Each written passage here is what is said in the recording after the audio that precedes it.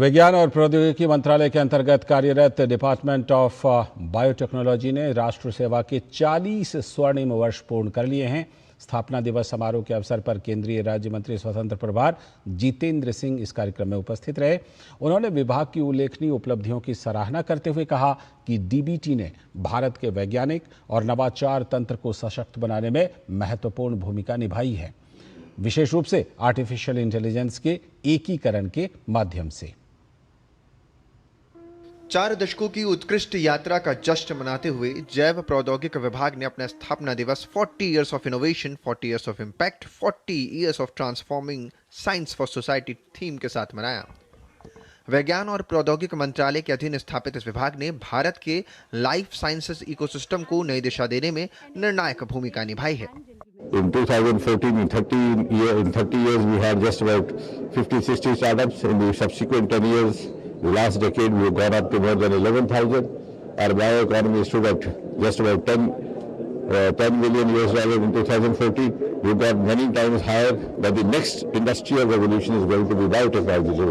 And you would have seen in the recently concluded AI Summit, AI Impact Summit held at the Bharat Mandapa, most of the processes which are biotechnology driven had the enabling tool of AI to drive them faster, whether it is genetic sequencing, whether it is genetic solutions. इस मौके पर doctor Jitendra Singh ने अपने संबोधन में कहा कि artificial intelligence का एकीकरण अब बायोटेक्नोलॉजी के परिदृश्य को बदल रहा है। जहां एक तरफ इससे अनुसंधान को गति मिल रही है, तो वहीं शासन प्रणाली अधिक प्रभावी भी बन रही है। साथ ही नवाचार के परिणाम बेहतर हो रहे हैं। उन्होंने AI driven biotech product portal Sujeevika के शुभारंभ का भी उल्लेख किया। ये पहल स्टार्टअप्स, शोधकर्ताओं और उद्योग जगत के बीच सेतु का कार्य करेगी। साथ ही बायोटेक उत्पादों को बाजार तक पहुंचाने और उनके त्वरित व्यवसायीकरण में मदद भी करेगी।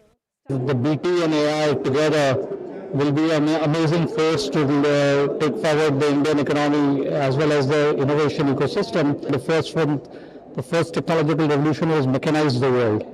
The second one, you can say, electrified the world. The third one, digitalized the world. And the fourth technological revolution will biologize the world, actually. AI is going to drive in the future. Now, there are discrepancies in thought process that is AI going to replace us. Answer is no. AI is going to more and more mature us. And those people who can use AI in their day-to-day operations will be smarter than those who do not use AI. इस दरमियान सुजीविका नामक biotech product portal launch कर दिया गया। ये portal artificial intelligence और biotech नवाचार को एकीकृत करते हुए उत्पादों की बेहतर दृश्यता, बाजार से जुड़ाव, पूरे इकोसिस्टम की कनेक्टिविटी सुनिश्चित करेगा। उम्मीद तो ये जताई जा रही है कि ये पहल स्टार्टअप्स को प्रोत्साहन देगी, उत्पादों के व्यवसायीकरण की प्रक्रिया को गति भी देगी और वैश्विक प्रतिस्पर्धा में भारत की स्थिति को और मजबूत करेगी।